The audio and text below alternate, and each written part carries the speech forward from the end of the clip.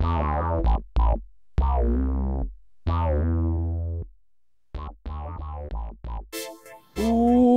to the Fifth Line Podcast. This is August the 20th, 2017. With you today is myself, Carl, the always wonderful, sometimes under the weather, Joel. Hello. And the tiniest Mike. Heyo. It's been 2 months. Last time Mike was on the show, we did a quasi Fifth Line. It was actually just the regular Fourth Line episode, so it's been a while. It is great to be back with you, gentlemen. I'm here, but I am expecting nothing from me. So you guys, this is basically Carl and Mike. Well, it's a good thing, Joel, because I'm here and I also expect absolutely nothing from you. So we're on the same page. Glad we are all on the same page. Yeah, we've done about 150 episodes of this show, Joel, and that's how I feel every week. So don't worry. Good. Well, I hate to break it to you, but expectations are even lower than normal. So, well, let's get into what we have this week. We are going to be discussing later on in the show, kind of a get to know you a little bit better segment, and see how well we know each other as co-host of the show. But first, Joel's under the weather, and I think a topic that goes quite well with that is the fact that sometimes, as sports fans, we ourselves are under the weather. We are not ourselves. We are not able to celebrate and enjoy things the same way that we normally would, and that is because of heartbreak. Sports is a love-hate endeavor, and so often we experience the hate side of that. And I know, Mike, we'll let you lead as Joel's working his way up to conversation this morning. You recently, in the last couple of years, experienced kind of the low of lows. Oh, that's right, Carl. I absolutely have experienced the lows of sports fandom pretty recently. And again, I think a lot of us already know that I am a big fan of the NBA, and I try to bring a lot of that basketball talk to the Fifth Line. And that's also the home of where I've really experienced the most recent bout of sports fandom heartbreak. And that is what I want to talk about here. But I also acknowledge that the story that I'm about to share is also probably something that brought a lot of other people joy in the sports world. So it's no secret I am a fan of my hometown Golden State Warriors in the NBA world, and they have had an obscene amount of success in the recent years. So much so that lots of people are very happy anytime that they fall short, and a lot of what people think are bandwagon fans get upset at the Warriors' loss. Nowhere was this more apparent than the 2015-2016 NBA Finals. And this came after a year in which the Golden State Warriors won a then record, or still record, 83 regular season games, topping the Michael Jordan Bulls record of 72-10. It was something that brought me a lot of joy. And then to see them make their way through the NBA playoffs that year to face LeBron James in the finals was an epic showdown, to be sure. The Warriors looked like they were doing very well in that series, going up to a 3-1 series lead. Of course, best of 7 games means the first 1 to 4 wins the NBA championship. But then something awful happened in those last 3 games, or at least awful in my perspective.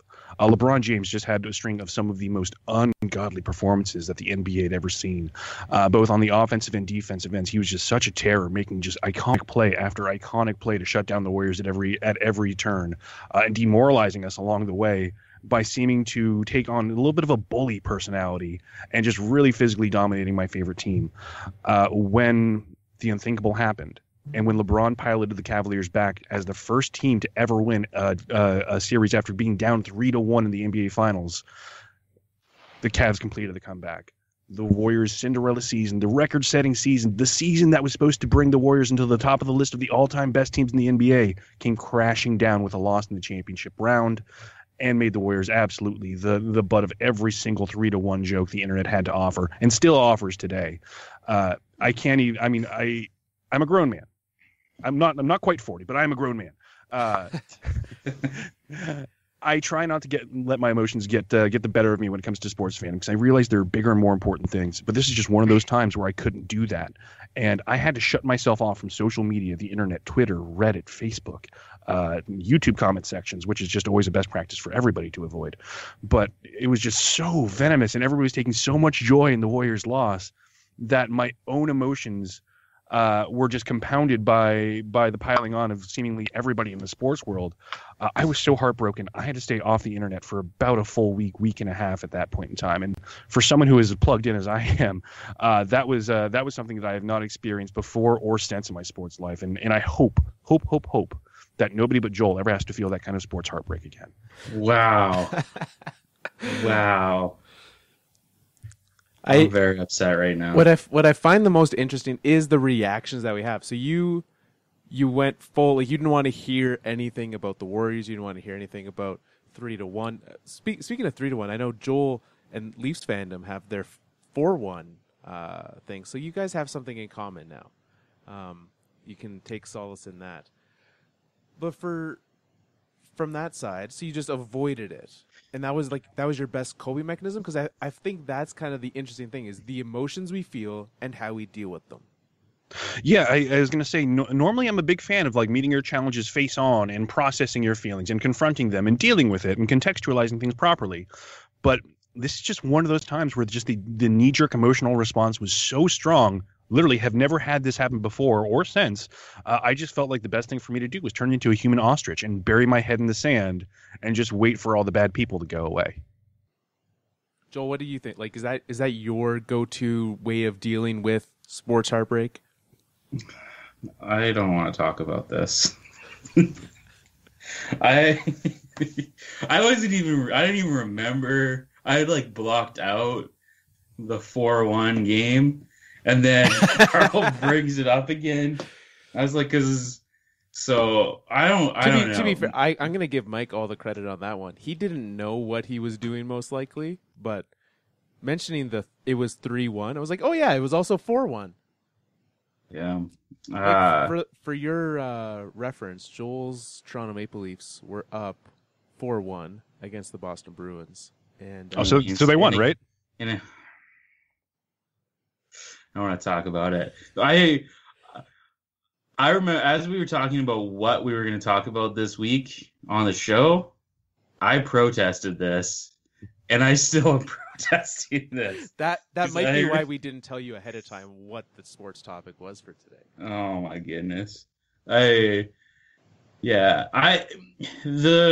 Leafs, when they lost that game 7, it actually wasn't as bad as it probably could have been, because like we were just happy to be there. That was the lockout shortened season. The Leafs should not have been in the playoffs. So the fact that they were, but like the other thing is like they should have been in round 2 and then they didn't. So that was disappointing, but it wasn't as heartbreaking as some of my other experiences in life. I have actually there is a game that has broken me. And like how I cheer for sports has changed because of that game, but I don't want to talk about it. So, Carl. Okay, how has it changed how you watch? Because the game in reference, I'll mention it. You don't have to go into the game. We won't relive it. It was the Seahawks losing the Super Bowl, but the interception, not a fan of it at the very end, obviously. How has that changed how you watch sports? So you can go one of two ways. You can go full on. Well, I guess you can go. There's lots of ways you can go, but like in my head, there was like one of two ways to go: complete emotional breakdown, and just anger, sadness, holes in the wall, or you can make a decision that sports isn't as important as you maybe thought it was. Like, because I remember, because I was actually saying, I was like, I have two that have like shaped my sports viewing, and the other one in question was, and I get, and people are gonna most people are gonna be like, you can't be upset about this, but I don't really care. I was at the time, especially because of how old I was at the time. But when the Yankees lost in Game 7 to the Arizona Diamondbacks, Yes, that would have been 4 in a row. So to say that, to say you were upset a little, mostly, yeah, yeah. I So, get that. but the thing was, is I was quite a bit younger. So I was 14 years old at the time. So like as a 14-year-old, your favorite team in the World Series, like you're just broken, right? Because like you're a young kid, you're so excited that your team's there. On the flip side, it was what? I don't even know. So 2 years ago, 3 years ago that the Seahawks lost. I don't even know. This is, but I think it was 2 because you were on the show at that point, I think. So yeah, so it's different, but like I have since changed in the way of caring as much as I did after that game. Because I remember being like so upset. I was so mad about that game. And then afterwards I was like, why should I be this mad? So I think like I have become less passionate as a fan. I get maybe not less passionate, but I think that was the only time I've ever been legitimately concerned for your well-being was after that game. Like I messaged, I think I had to message you the next day because it was like about noon and I still hadn't heard from you. I was like, hey, how's it going, buddy? You doing all right over there? And understandably, I have not been blessed with as many final sports appearances as you gentlemen, especially recently. My Avalanche, obviously, at the bottom. And it's different, like, heartbreak when you are terrible as a team is very different. Mike, you experienced this with the Warriors, right? Like, you experienced them being trash. For years and years and years, which is one of the reasons that, you know, when they come around, you tend to feel like a part of me deserves this happiness. But yeah, it also helps to train some very, very thick calluses around the team always doing the worst possible thing possible. And that is heartbreaking, but like it's a different kind. Like it's not as I would say it's probably more soul crushing because it's like a long-term lasting thing. When someone breaks your heart for an 82 game season versus like one play at the end of a game, you're like, yeah, like that one moment was bad, but just being like stomped on repeatedly, it's a different thing. So from that perspective, hockey has broken my heart in a large way. But I think like of recent times for me, the only one that I can really remember was the first year, 2 years ago, when the Toronto Blue Jays made their return to the playoffs. And much like Joel, except even younger, the last time the Jays made the playoffs, I was 5 years old. And so for me, I did not recall. I knew my entire life the Blue Jays were 2-time World Series champions. I knew that. I had the pennant on my wall with all the signatures of the guys, and I was fine. But for me, I had never actually experienced the highs and lows of watching my baseball team in the playoffs. And I think each sport is very different when it comes to playoffs. Hockey is very like constantly intense. It ramps up the physicality. Baseball amps up just the pressure. Like you go from having every single pitch becomes incredibly important. And in hockey, every shot can be important, but every pitch could change that game so much. Every decision you make, if you put in the wrong reliever, if you leave a guy in, Boston Red Sox fans at the time knew so well that leaving Pedro in was what lost them that playoffs. And so for me, experiencing what that was like, I've enjoyed the pressure of the playoffs before for baseball. But to experience the downness when they lost to the Royals, the first time that I experienced it, my wife thoroughly enjoyed and also hated at the same time watching me live through this. So it was the bat flick game against the Texas Rangers when they were down, and that was just like looking back on that game. There were so many weird things. There was obviously the bat flip. There was Russell Martin hitting Shin-Soo Choo with a pitch back to the mound, and then the guy scoring, and then like everyone coming back. It was just all kinds of intensity. And I literally was like, got out of the car I had to drive home from work during that game. So, and I could not drive. She got to my work. We carpooled to and from work. She got there, and I said, like, hey, just so you know, you have to drive because my nerves and, like, I'm shaking. I can't do this right now. So she drove, and we listened to it on the radio, and she was like, what is happening to you right now? I couldn't explain it. I was just, so I got out of the car. I'm sending someone a Snapchat to say, hey, I'm back, gonna turn on the game. Like, I'm actually watching it, not on the radio now. What I managed to do was send what I regret not saving to my story or downloading at the time to be the greatest Snapchat, when I managed to still be holding record while I fell down running into the house. Magic. Don't know how I did it. Only got sent to one person because I make wise life choices. So, get in, and then I'm just standing there. And, like, I think I was trying to eat some food, but I was, like, standing, pacing. I'm a big pacer when it comes to these nervous situations. I don't sit. I stand, I, like, bounce, I waddle back and forth. And I stood there. They managed to come through. They managed to advance the next round. And when they came to the last game against the Royals, I knew they weren't going to be able to come back. The game ended, and I just sat there.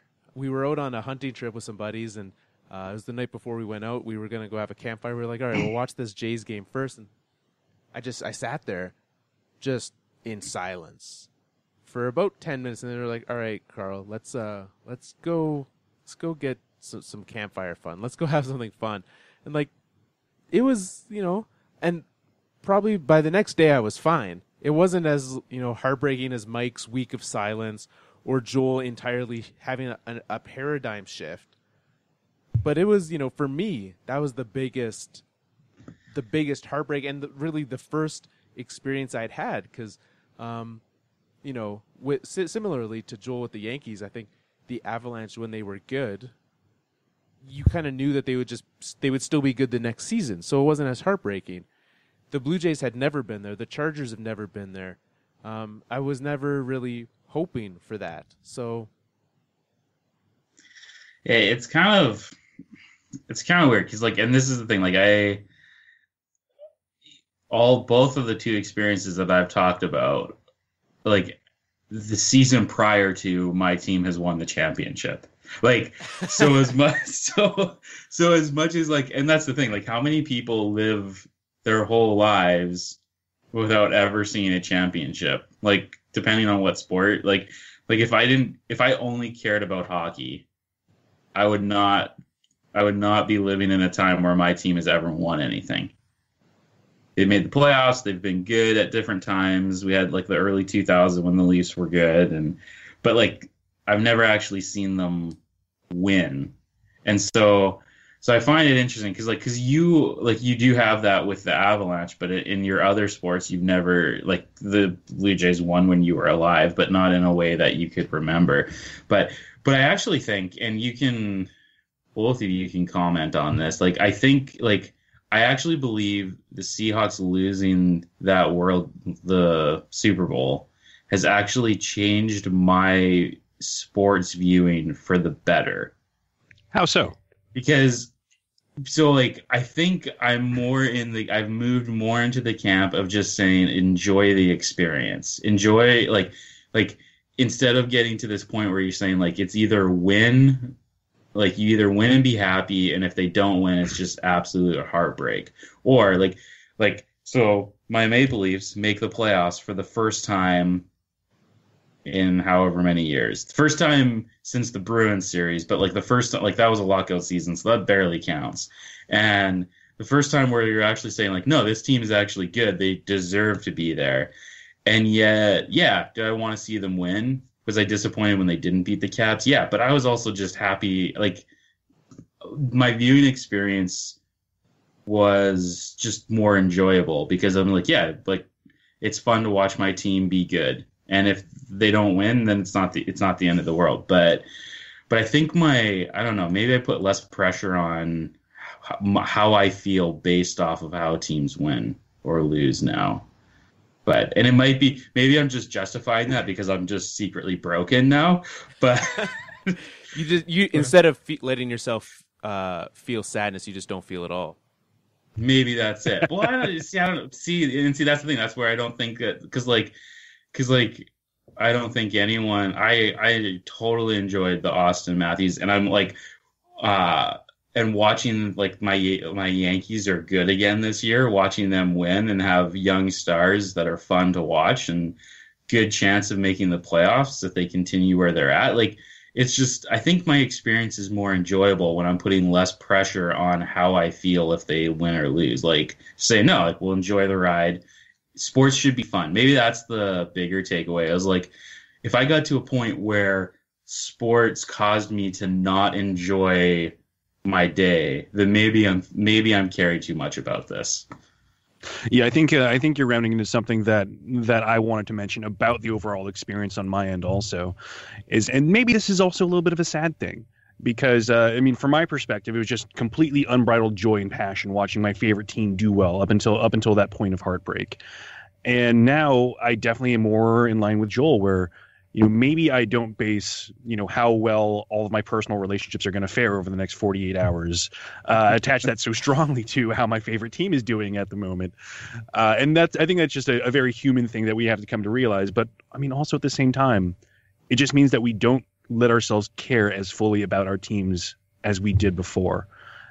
And I think that's something that's been very necessary in terms of preventing me from ever having to go for a week-long blackout from social media again if things don't break my team's way. And maybe I'm just a big baby, but if that's what I need to do in order to prevent myself from feeling that heartbreak so deeply next time, that's what I'm going to do. But at the same time, it's a little bit sad to sit there and realize that you are holding yourself out to a certain extent from caring as much or as fully as you otherwise would. See, for me, like I look at it, especially for you, Mike, because you lost and then won. And for me, like I would be much happier that second time. But it sounds like for you, it was kind of a muted excitement. I wouldn't necessarily say a muted excitement, but it just I would not have. And this is probably a very necessary thing, but I would not have let myself get carried away with the feelings of overconfidence that accompanied the years before. I mean, the year prior, I think we even talked about this through the lens of what's it like to root for a team that just seems like they can just always win. When you let yourself sort of get carried away with that time after time, it sort of builds up a little bit of that muscle memory, and that even though the Warriors were down, down in the subsequent games 4 through 7 of that NBA Finals, you just felt every single time, well, they're about to turn it back on, right? They're about to do that thing where they become the Warriors and they do really good at basketball and they just beat the other team, right? And so you were just sitting there holding out hope for it to just come through that time, and it just. When the opposite happened, when things broke against the Warriors' way, it just took everything that you had just to sort of reset those expectations, say, no, this is my team, this is what they're going to do, and just have that upset every time again. It still stays with you, because as invincible as the team looks now, the memory of somebody coming and doing the impossible is still very, very fresh. Yeah, and I can definitely see from that angle. That would be, I don't know. I just like, I'm in the same camp as Joel, that I want to make sure that I can enjoy sports for that. And I want to get myself more to that point that, and I think that's, to a degree why I add a bandwagon team to my hockey, because I want to be able to watch a team, follow a team that I enjoy to watch. Following a team that finishes dead last by a long shot ruins that enjoyment of watching. I just want to be able to have some fun with it, and if it takes adding a second team to your repertoire, it's what it's going to take. Mike, hit it. Absolutely. I was going to say, no, I think we're doing a really good job of having this conversation and learning a bit about each other through the process. But I think there's more for us to learn about each other and more for the audience to learn about us as a group. I mean, sure, everybody knows Joel and Carl.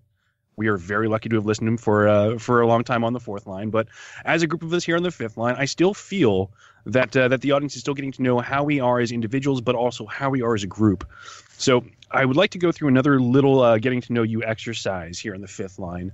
And this one is more around us discussing, who out of the three of us would be the most likely to do X, Y, Z.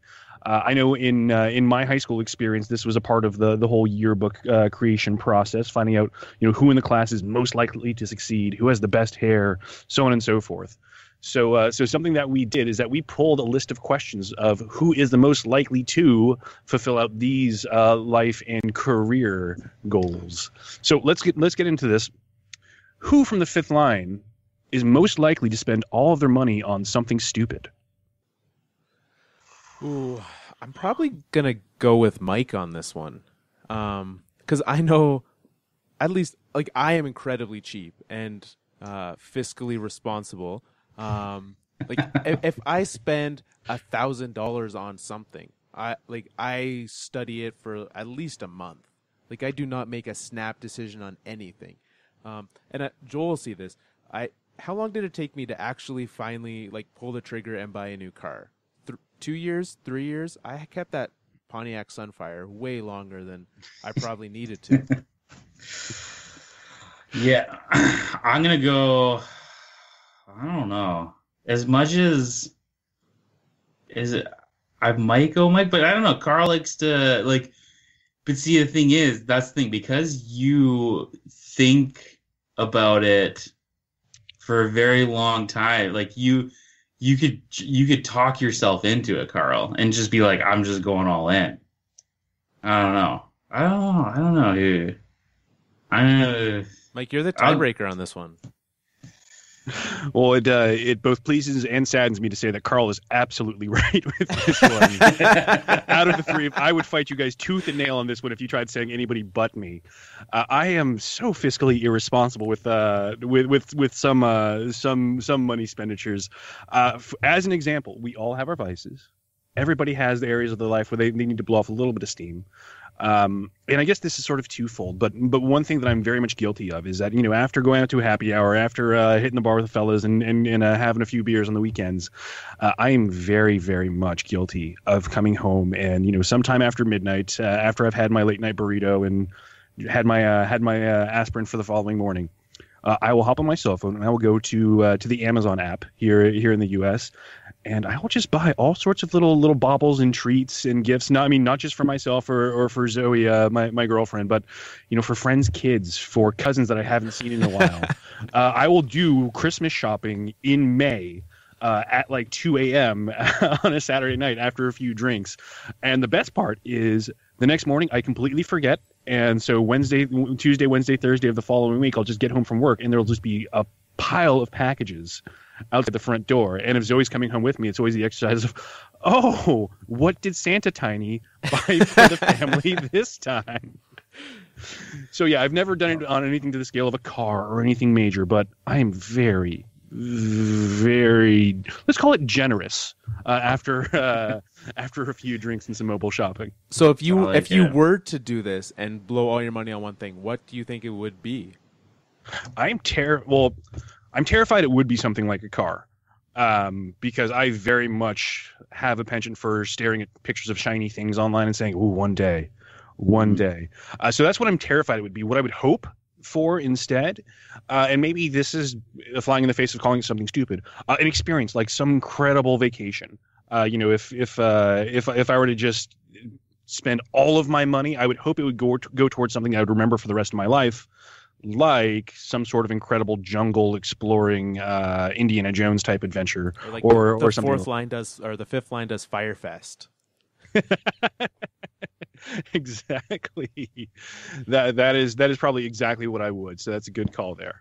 All right. So moving on from like what is a risky behavior, you know, what risk by spending all our money on something stupid. There's another type of risk that we could look into, and that's the world of adventuring. So out of everybody on the fifth line, who would be the most likely to bungee jump or skydive? Oh, it would not be me. I will put that out there right now. I am not, like, I don't hate heights, but I hate I don't like roller coasters. And what I don't like about the roller coasters is like that drop. Like, I hate the drop. My wife loves them. She one of the last time we were in Edmonton, which was years ago at this point, we went to, there's a West Edmonton Mall, giant mall, has a amusement park in it with a roller coaster. I don't like them. I don't like going upside down. I don't like the big drops. I don't like a whole lot. But she was like, just go on it. And I said, does this go upside down? That's all I wanted to know. Does this go upside down? And I made the mistake of trusting her. Because we're in line. I said, no. Does it go upside down? No, it doesn't go upside down. So we're there. We're literally climbing into the car for the ride. She says, you know how I said it doesn't go upside down? Yeah, that's fine. I was right. It doesn't go upside down. It goes upside down twice. And then, like, literally just, like, the buckles go down and I'm stuck. I'm like, all right, let's do this. So, no, bungee jumping, it wouldn't be me. I'd probably say Joel. He's an adventurous fellow at times. I don't know. I don't like heights either. I don't like heights, but I don't mind. Like, if it's quick, I don't mind it. I don't choose to necessarily do this. This list is just quickly becoming how Mike is much more of a life liver than me, Carl, and I. It's just... Well, you might be surprised because I was also going to say anybody but me for this answer. It may end up coming around to me, and probably skydiving more so. I'd be more open to than bungee jumping. As a person who is perpetually completely inaccurate about my take on how much I weigh, I think bungee jumping would be like the least safe idea for me ever. I mean, it happens in both directions. There are times when I'm like, oh man, I must weigh like 800 pounds. And it turns out I weigh just as much as I always do. Or like, ooh, I feel like I've lost like 20, 30 pounds and I've actually gained 5. So like, I would just be terrified of the thought of filling out the paperwork for the bungee jump and saying like, oh, this bungee cord is good for people from, 180 to 250 pounds. Do you fit within that range? And be like, oh yeah, definitely do today. Check. And without knowing, I just put on like another 60 or 70 and fall clean outside of that age range, and all of a sudden the worst happens. But for some reason, I feel a little bit less scared of the idea of skydiving. Oh, for sure. There's no question. I would much rather skydive than skydiving hands down over bungee jumping. Yeah, especially if you add one of those little wingsuits into the equation where you can actually do some cool stuff in the air. That'd be really cool. I guess unless it was over water. If it was bungee jumping over water, then I'd be fine. Yeah, but not like over like land or something hard. Not a chance. Hard pass. Pass. Let's not tell Joel that at the speeds that you'd be hitting that water at, it doesn't matter if it's water or land. It's gonna feel the exact same. I still feel more comfortable with water. I think if you hit the water, it'll just be less likely to find the pieces to put you back together because they floated away. At least on land, they're kind of like, here's Joel, let's Humpty Dumpty him back together again. Yeah, I'm just saying, like, for my head, just just mentally, I would feel better about bungee jumping over water. Okay, yeah, I can see that. All right, let's tie the bungee jump skydiving question up with just one throwback to Carl. You mentioned something that's actually very close to my own heart. Not enjoying roller coasters. I did not either as a child, and this is something I've thought a lot about. I mean, we're going through life. One day there might be Carl's Jr., Joel Jr., Mike Jr. in the situation. What do we do if our kids are crazy for roller coasters and that's all they want is for dad to grab them by the wrist and take them on those roller coasters? What do you do then, Carl? Well, that's what Natasha's for. Like, I have that out, and if it's just the two of us, yeah, I would do it. And I think kids enjoy giving their parents that thrill. I enjoyed, like, I didn't always hate roller coasters. There was one, a wooden roller coaster that I specifically remember me and my grandfather going on. I did not know that he hated roller coasters. And it was a wooden one, they make the sound like they're going to fall apart immediately as soon as you start moving. So we hit that first turn. I'm like, we're all going to die. He genuinely thought that we were all about to perish on that roller coaster. He has never been on one ever again. I had no idea the impact I was going to have on him. So certainly, in the future, my kid, that's how that'll go down. Yeah, karma is going to come for you, and I can't wait. Yeah. All right, so I swear I didn't plan these two questions to follow up on each other, but from who's most likely to bungee jump, who from the fifth line would be most likely to die from doing something stupid? Me. I'm willing to put my... I've done a lot of things where afterwards I'm like, I don't know if that was the smartest idea. What are some of the greatest hits from the past couple, from like the last 10 years, let's say, that might fall into that category? I guess maybe not, like, if we were having this conversation when I was in high school, like, But like last 10 years, I've like toned it down a little bit because you got a family, you got a wife, can't just be making stupid decisions and but I definitely took a dare to palm a firecracker. I think that falls squarely in the camp of doing something stupid. Yeah. So I got $5 for it. So that worth it. See, so that was Joel's offered $5 for that. And this is why it wouldn't be me. I turned down $10 from my dad. My dad went through this phase where he wanted to see what kind of limits he could push me to do things. And so he started, what would you do this for $10? Would you do this? And I greatly regret some of them. The one that was the easiest one, $10 to get down. They have like those dog dishes outside of stores so that your dog can drink while you go inside. For me to get down on all fours, drink out of the water dish, and he takes a picture of it for $10. Why did I not do that? I was in high school. Like, I needed to do that. Oh, for sure. I would do that today. Oh, today I have much less shame than I did in high school. Yeah. I don't know. Which if you seem pretty confident that you are the one out of the three of us that is going to take the stupidest bet and do something that's dangerous. What do you see yourself potentially doing that could cause your untimely demise? I don't know. I guess maybe more so. I know that I think Carl is a much more cautious person than me. That's been my experience. So I don't, maybe not, I guess I don't know necessarily from you, but I feel like I've done a lot of things in my life where I'm just like, I think I was gonna say, and usually they're like after midnight, right? Like nothing good happens after midnight, and that is when most of those things, like, I'm just trying to think, and like you grow up in a farm, you do things like grow up in a like farm family, you do things where you're like getting like dragged behind something and on something that you shouldn't be getting dragged with, like I don't know. Those types of things. I feel like if it was me, that it would literally be like I got roped into doing something stupid by Joel or one of my other friends, and like they're used to doing stupid things, and so like they're mentally prepared of like, here's the things that could happen to me, and I would just be like, yeah, sure, let's do this stupid thing. What's the worst that could happen? And then the worst happens, and I die. That if it's me, that's how it goes. Yeah, absolutely. I definitely hear Joel when he's saying that a lot of the things that he's done come about as dares. Like, hey, I bet you're not brave enough to do X, Y, Z. And it's funny because that's the thing that I am not susceptible to. Like, if it's somebody else's idea, like I'm like, yeah, you're probably right. I'm probably not brave enough or stupid enough to do that, you jerk. But where I do slip and where I run risk is I will very much have those hold my beer moments where like if it's my thought. Instead, like, I guess it's not in my nature to dare somebody else to do it. If I have what I consider to be a crazy idea or something like that, it's then just a matter of, am I feeling brave or drunk enough to do this on my own? And there have definitely been times where the answer is yes. Yes, I am usually not brave enough, but yes, I usually have had enough beers to try to do something, like jumping off of a second-story balcony into a swimming pool at a hotel or something like that.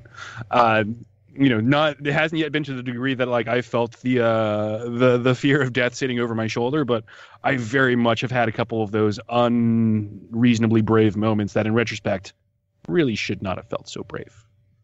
Yeah, like I remember, like it was even like I don't know, a month or so ago, we were out at the beach, and like we're Pacific Ocean. There's like an island, probably a mile away, and like I was like, yeah, like I was like, it's far, but I was like, we could probably swim that. Like that's probably not a big issue. And then but like if you like then start to like later, I'm like, yeah, like probably not. Like but like. It's just in that moment I have that thought, like, no, like I could probably do that. Like not really realizing like what you're thinking about. And so it's like, it's mainly those kinds of things that I find myself being like, yeah, like that wouldn't be a problem, or like there'd be no problems with this. And then, so it's just, as long as like reason and logic jump out in front of that at some point, I'll be fine. And I think it's like anything like this. The older we get, probably the less likely any of us are going to do those things. Very, very, very much agree there. All right, I think we could wrap this up with just 2 or 3 more questions. I think we're doing a good amount of learning about each other, but still a couple more that I wanted to hit. Obviously, zombie culture is all the rage these days. I mean, with The Walking Dead and lots of movies and TV shows, everybody loves zombies. So I think this one's very fitting. So of the 3 of us from the fifth line, who would be the first to die in the zombie apocalypse? Ooh, I think I'm gonna have to go with Joel. For the exact reason of what we were just talking about. Like, Joel would think, like, yeah, I can do this thing and, like, I'll be totally fine. I can outrun that zombie, and then totally can't outrun that zombie, and he's done. No. See, if this question was who's most likely to turn on each other first during a zombie apocalypse, it's me. Like, I would not be above capping one of your guys' kneecaps with a bat or something so that I can run away. Joel, we got it together. What are you doing? So maybe, I don't know. We'll see. Well, because that's the thing. Because that's my mindset is like, oh yeah, like I would probably also say like I'm most likely to die first, and so then I would then be thinking, how do I make sure I don't die first? Well, now I absolutely agree with Carl that Joel's going to die first. And arguably at the hands of one of us. Yeah, because me and Carl would definitely want to team together and like increase our chances of survival by being a team, whereas Joel's like, I just got to run faster than the guy next to me. Carl and I are going to detect that right away, Joel. I mean, we're going to have this recording to fall back on if and when the zombie apocalypse starts. You're not getting invited for it. The fact that you'd even be surprised by this mentality is a little surprising because I feel like you should have assumed this. That you are entirely right. Oh my, it's so funny because I came prepared before your answer. I came prepared to say that if I die, and it might be first, it's going to be because I'm too trusting. I put my trust in the wrong person, or have somebody along with me who doesn't want to survive the zombie apocalypse and just sabotages the whole thing. So there it is. Perfect. All right. So just a couple quick vocational and one silly one to wrap things up with. From the zombie apocalypse talk, I thought this is kind of fitting. Who out of the fifth line would be most likely to join the military? So who out of us is the biggest army guy?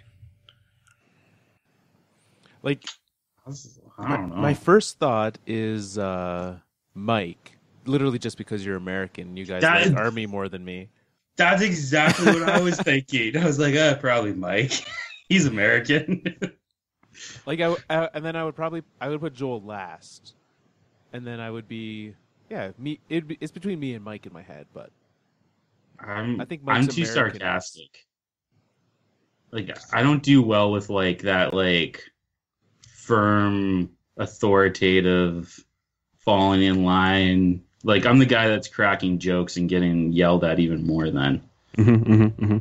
I can offer my thoughts. It came down to a couple factors. And it was also between Carl and I. And I went Carl for a couple reasons. One, choice of eyewear. Carl's glasses are like darn near like military standard issue right now. For those of us who aren't capable of seeing pictures, Carl has the thick black frames that look very classic. Look great on you, Carl. But that just looks to me like a very straightforward, like old school military style glasses. 2, Carl's haircut is much shorter than mine, so I would consider that closer to a military cut. And 3, Carl appears to be the most disciplined out of all of us in terms of yeah, for sure, yeah. So if preparation for the fifth line is any indicator of how seriously we take our other issues in life, then I would say Carl's a bit more disciplined than Joel and I, and probably would be a better fit for that regimented lifestyle. But the end of the day, it might be none of us is probably the right answer for this one. If there was an army brigade based on the fifth line, we would lose immediately. Yeah. But I mean, if they opened up a new branch of the military, like they have the Coast Guard, if they had like the Pizza Guard, I think we've got a couple 5-star generals right here. I would be terrible at guarding pizza. Hey, Carl, make sure no one eats this pizza. Yeah, sure, on it, got it. No one's gonna eat that pizza, right? Okay. Well, so if none of us are going to be in the military, then how about this? Which of the fifth line is most likely to become a high school teacher? Well, that's a little on the nose right there. It's probably, I know, it's Joel. It's probably yeah, exactly. It's probably the guy who starts an education degree in less than a month now. Say what? There it is. Yeah, it's me, the guy whose actual life goal is to become a high school teacher. Is probably me. I don't know. That seems Mike might have more passion because I don't know. I got nothing. It's Carl. Like if you guys manage to convince me that it's one of you, like do it right now before I throw my entire life away at this in a month, because I'm gonna need your support on this one. Well, I mean, I think you're the best teacher, but I could definitely see either Joel and I being like a really salty old gym class, or like sort of like the gym teacher or the old coach at a high school, pretty easily. Oh yeah, you guys would both definitely fit in. And I don't say that to say that you would be bad high school teachers, just that I would be better. Fair enough. Who is the most competitive? Probably the guy earlier who said he would kneecap us. That is a good point. But that's survival. At least I hope that's survival, not just Joel wanting to hurt us. All right, let's do two more, and these are going to be fun ones. So, who out of the fifth line is most likely to not take a shower for a whole week? Oh, that could be any of us. Yeah. Can it?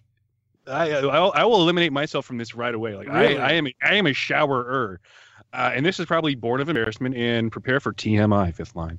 But I was a really stinky kid.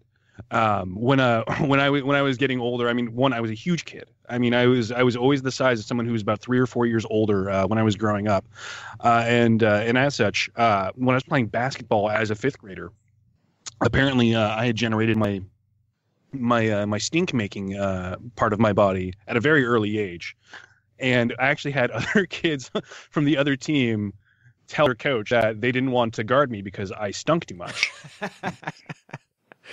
And two things happened from this. One, my coach decided that it would be the best idea to then weaponize my smell and tell me to get extra sneaky ahead of time and maybe not shower for a day or two before games to make other kids not want to guard me. But two, made me super self-conscious for the rest of my life. Not just like a foul-smelling individual. So like I'm Mr. Showers every day, twice a day sometimes if it calls for it. And I always want to make sure that I'm not bringing that raw onion smell to nostrils near you. Mm-hmm. Yeah, I shower daily, and also like I know some people they'll shower daily, but they won't do their hair every day. Especially dudes, like we don't really care about like my hair, as Mike mentioned, short. For some reason, I still shampoo it every day, so it's probably not me. But like if I go, I'm okay going a day without a shower, maybe 2. So yeah, maybe a week's not me. So maybe I'm gonna go Joel on this one. I'm taking myself out of this one too, because I am for sure once a day, multiple times a week. I do 2 a day, like the before. Apparently it's me. So, apparently it's me, because I don't remember the last time I showered twice in one day. Yeah, like I'm often like, and I don't know, like I guess the evening one is more just like a relaxing thing, but like I often will do the shower before bed because it just kind of relaxes. But yeah, definitely.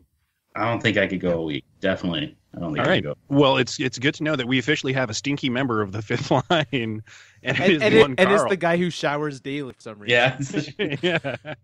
All right. And I think this curtails nicely into that last question and is a good one for us to end this exercise on. So we're a couple of free spirits here on the fifth line, right, guys? How free are we? Who out of the fifth line is most likely to get arrested for walking around nude? Mike. Yeah, it's probably Mike. The fact that the fact that question came up from Mike, yeah, it's got to be Mike. It's 1,000,000% Mike. I got nothing to be ashamed of, fellas. Yeah. Yeah. All right, boys. Close. Well, that was it. That was our getting to know the fifth line a little bit further. It is good to know how we all get along and where we rank, particularly in adventureness and foul smellingness. The real. You brought all these questions. You had them. Is there one more like weird question? Maybe like Mike's weird question of the week? Oh, you bet yourself. You bet your foul-smelling, not showering enough self that there is a weird question. I've already showered once today. As soon as we finish this, I'm going to go shower again just to prove that I'm no longer the stinkiest on this show. picks or it didn't happen. Okay, so moving right along to my square question today. So here on the fifth line, I think even though we don't necessarily talk about it over the course of the podcast, we're all pretty familiar with the world of comic books, superheroes, and superpowers, right, guys? Yes. All right. So here's my weird question for the day. It's a hypothetical situation. So let's say that the fifth line is walking up to an auction house. In this auction house, they only auction off one thing: superpowers. But along with us, walking up to this auction house is every single one of the richest people in the world. So we've got Bill Gates, Oprah Winfrey, Steve Jobs. Every millionaire and billionaire in the world is going to be there. And guess what? We are still our lowly selves, so we are not millionaires and billionaires ourselves. Okay. So now that we're at the superpower auction house, what are some of the superpowers that you think we can buy that the richest people in the world will not have on their list to look after? So, I mean, if you want to get flight, too bad. Oprah's getting that. If you think that you're going to get, the chance to heal yourself like Wolverine, Tom Cruise has you beat and you're never going to outbid him. But what are some of the things that you're going to bid on that you think is a valuable superpower for you that no rich person is ever going to think of in a million years?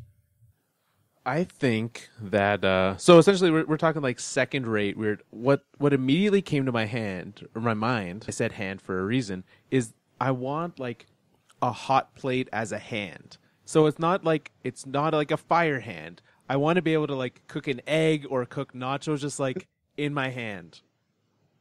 That's all. Now, we got to think about this. So like that generating that kind of heat, is that going to be hot enough to say, I don't know, like melt a wall or injure people or serve as a weapon of any kind? Because then somebody else might be looking for hot hands themselves. And that's the thing. Like I feel like there has to be some way, and I haven't wrapped my head around how, but like this can't be weaponized. There's a way that there's no way that it's a weaponizable thing. Maybe like it has to know, or like I don't know. There's some way, like maybe it can't impact flesh. Like it will only do non-flesh-like things, or like it won't do wood. It'll just do food. Like it'll just cook a steak for me in my hand. Again, don't know how. It knows the difference between like cow and human, but I want it to. That's all I need. And honestly, like that's great because then I can't burn myself. I can't like accidentally turn on the hot plate and like scratch my back and all of a sudden I've got third-degree burns. Don't want that. Just food. Well, that's a good thing, because if I ever saw you like cook a steak in your bare hand, my first move would be to high five you, and the last thing in the world I would want is to have third-degree burns all over my hand just because Carl did something really cool with his superpower. Yeah. All right, Joel, what would you go for if you found yourself in the auction house? I'm not creative enough for this type of question. Especially in your state today.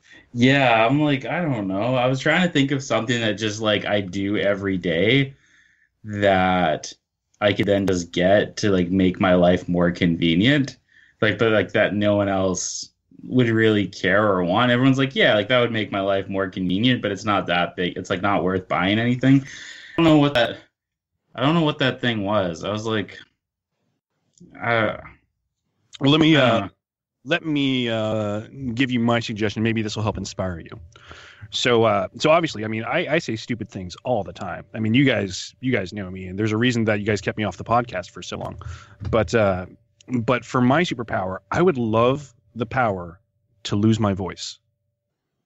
But I would want it to be anytime I'm about to say something really stupid that's either going to impact my job or my friendships or just people talking about me behind my back. I would love to just lose my voice. So you guys see me talking, I say, you guys want to know what I really think about politics? And then whoop, like nothing. Like technical, like you guys think technical difficulties or whatever, and it's gone from my voice. And I'm not sure whether it'd be better for me to also have my memory wiped so that I can't have that thought anymore and can't damage myself. Or if I should just trust myself to be like, oh, I just lost my voice. I was about to say something really stupid. Time to course correct. But just from the sake of like, keeping my saying stupid things and losing friends every day of my life, I think that's one that would be pretty useful to me, but other people wouldn't necessarily think of. See, I think that would be like a hot commodity, especially for celebrities. Like if they can have a way that anytime they say something offensive or stupid, that it's like automatically censored so that they don't have to go back and delete tweets. That sounds like the exact thing that would be right up their alley. So you might have a bidding war. Which going back, This is where Mike foolishly spends all of his money now. It's not on a trip. It's not on an experience. It's on this superpower. All right, so if I get into a bidding war and I lose out to John Travolta, then I would say let's make my next superpower that I look after the power to not stink as badly. There you go. Yeah, all your self insecurities gone. Boom. There we go. Just See, tank tops everywhere, forever and ever. I see what I was thinking of. Like this would be right up my alley. Like if there was like the ability to like teleport, but like only to like there's only one place in the world to teleport to, and it's my work. And it's just like so like literally no one else wants it because they're like, well, we want the ability to teleport, but we don't want to go to this place. It's just like that's what I would want. Like just like so you can't move it. It can't. It's a locked location, and that locked location is my workplace. Let me toss like another weird wrinkle on top of this, Joel. Let's say that there's a celebrity out there somewhere who is like your arch nemesis, who would like buy this power just to upset you and show up in your work just to be like, ha ha, I gotcha. And anytime they showed up, it would just piss you off to no end. Which celebrity would that be that would just like upset you the most, have them poach that power from you and show up at your workplace? What's that woman's name? She thinks she's funny. I'm not touching this one with a 10-foot pole. Is it Melissa McCarthy? Is that her name? What's that? She is a woman. All right. And indeed a comedic actress. Yeah. Yeah, that's debatable. I was. Okay. Yeah, that's the girl. She's so. I can't watch anything with her in it. It's the worst. So this is the point in time where my superpower would punch in and keep me from saying something. If she were to show up at your work just at will, that would be the worst thing for you. Yeah. Like, haven't you ever been in a conversation where people like love her movies and you're just like, I don't get it. It's not funny. I don't know if I've ever been in a conversation with anyone who loves her movies. Like, Oh. yeah, like they're funny in some ways, but I've never like, I don't know any like Marth heads. I know some people who think she's the funniest. I'm just like, nah, I can't watch anything with her in it. It's not funny. Well, I guess I know what the next big stupid thing I'm wasting all of my money on. The box Hope you're ready set. for that Melissa McCarthy cameo for your next birthday. Oh my goodness. Don't make me bust out my bat. Just kneecapping people all over the place. Well, we're not in the zombie apocalypse, so I guess we'll be fine this time. Yeah. Well, guys, thank you very much for here, Joel. Thank you for bringing yourself out of bed to here. Enjoy going back to bed right now. Oh yeah, I'm going right back to bed. I hope you feel better. What we will have by the time this comes out, everyone knows you can follow us on Twitter at Fourth Line Podcast. What you don't know is you can also follow us on Twitter at Fifth Line Podcast. So the same place that you follow us for the Fourth Line, the Fifth Line has its own Twitter account now. Head over there. You can follow us. We don't know what it's going to be yet. It could be terrible, but it's going to be there. You can also find more about us, the show, etc. on thefourthlinepodcast.com, and you will find us wherever you enjoy your podcast. So, guys, thank you very much. Thank you to all of the listeners for tuning in. And until next month, on behalf of Mike, the tiniest one, the smelliest one, I guess the formerly smelliest one, Joel, the most ruthless and least committed to friends one, and Carl, the handsome one. Boom City.